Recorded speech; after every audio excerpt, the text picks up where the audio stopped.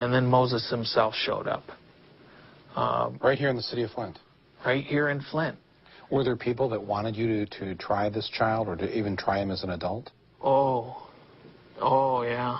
There were people from all over America that wrote and called and sent mail. And it was amazing to me, groups that were affiliated with the NRA, groups that, people what I call gun nuts, writing me and telling me what a horrible thing it was that I had admonished homeowners in our country to be careful about bringing weapons into their home.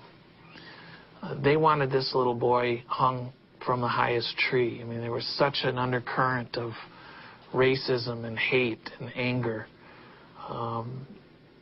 It was ugly. That's a picture that the little boy that was involved in the Buell school shooting, once he was brought back here to our office, about 15 minutes after the shooting took place, I gave him some crayons and stuff to kind of occupy him a little bit. And he came over and drew that picture for me, because at the time I had pictures of behind my desk that my children had drew for me, and he wanted to draw me one to hang on my desk. This is what he drew for you. What did he say this was? That's him at his house. That's him at his house, right here. And why did you decide to hang on to it? Because of the gravity of the situation and what had occurred, and he asked me to hang that behind my desk, so I put it in a frame, and that's where it'll stay. Tamarla Owens was the mother of the 6-year-old boy.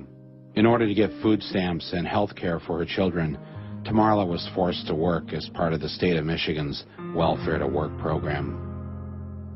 This program was so successful in tossing poor people off welfare that its founder, Gerald Miller, was soon hired by the #1 firm in the country that states turn to privatize their welfare systems. That firm was Lockheed Martin. With the Cold War over and no enemy left to frighten the public, Lockheed had found the perfect way to diversify and the perfect way to profit from people's fears, with an enemy much closer to home. Poor black mothers like Tamarla Owens. So you've got a one-parent family, and the mother's traveling 60 miles, an hour and a half away to go to work, an hour and a half to come home. How does that help a community?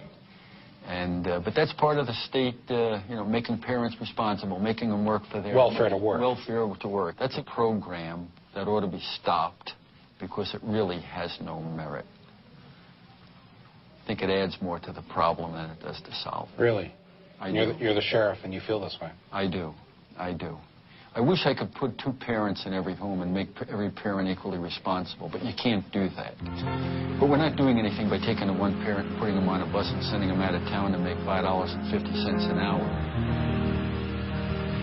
This is the bus that she was forced to ride every day in order to work off the welfare money the state had given her.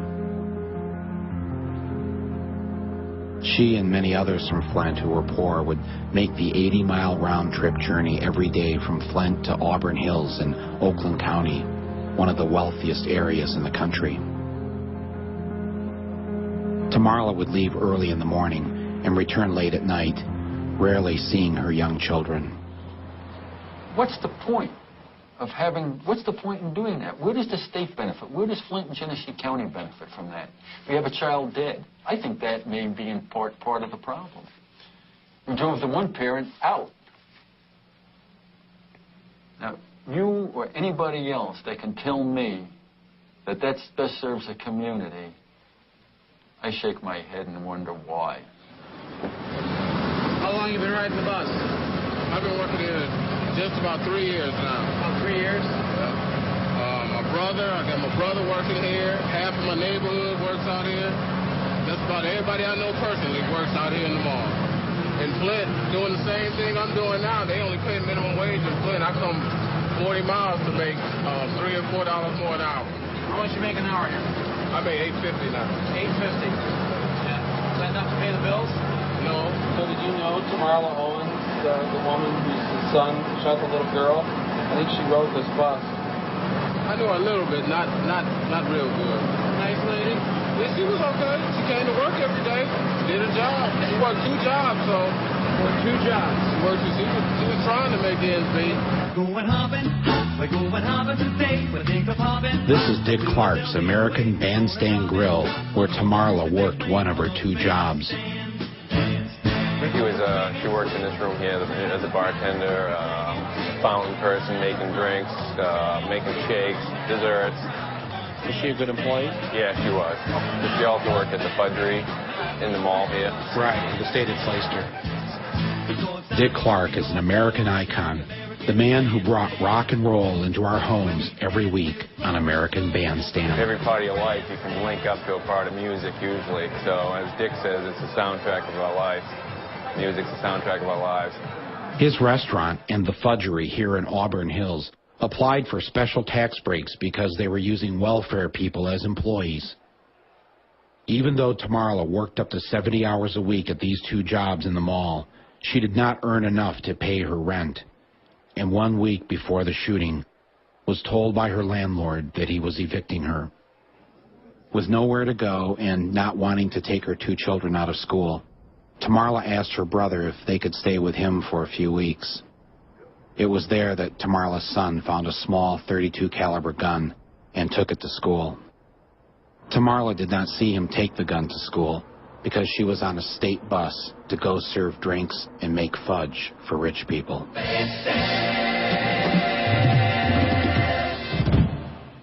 I decided to fly out to California to ask Dick Clark what he thought about a system that forces poor single mothers to work 2 low-wage jobs to survive. I'm doing a documentary on these school shootings and guns and all that. And in my hometown of Flint, Michigan, which this little 6-year-old shot a 6-year-old. Get in the car, Dave. In class. Watch your arm. Oh, sorry. I'm sorry, we're really late. Anyways, but the mother of the kid who did the shooting works at Dick Clark's All-American Grill in Oakland County. And it's a welfare-to-work program. And these people are forced to... Dick, no. Come on, I want you to help me to convince the governor of Michigan it's a welfare-to-work. These women are forced to work. They've got kids at home. Dick.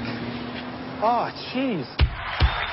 In George Bush's America, the poor were not a priority. And after September 11th, 2001, correcting America's social problems took a back seat to fear, panic, and a new set of priorities. One way to express our unity is for Congress to set the military budget, the defense of the United States, as a #1 priority and fully fund my request.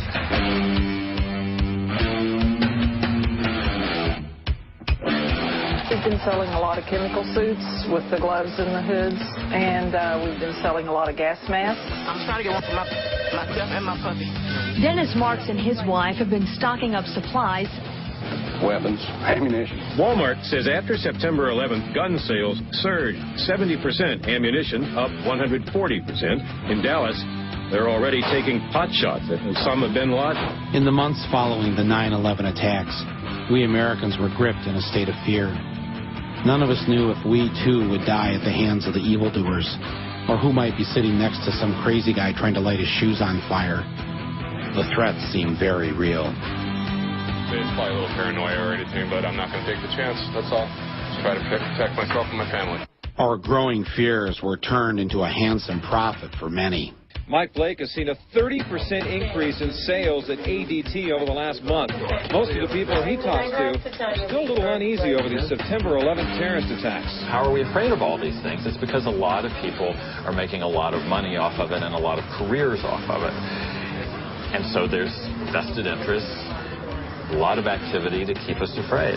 And what better way to fight box cutter wielding terrorists than to order a record number of fighter jets from Lockheed? Yes, everyone felt safer, especially with the Army doing garbage detail on Park Avenue. And the greatest benefit of all of a terrorized public is that the corporate and political leaders can get away with just about anything. I've never seen a better example of cash and carry government than this Bush administration and Enron. There were a lot of things that I didn't know after the World Trade Center attack, but one thing was clear. Whether it was before or after September 11th, a public that's this out of control with fear should not have a lot of guns or ammo laying around.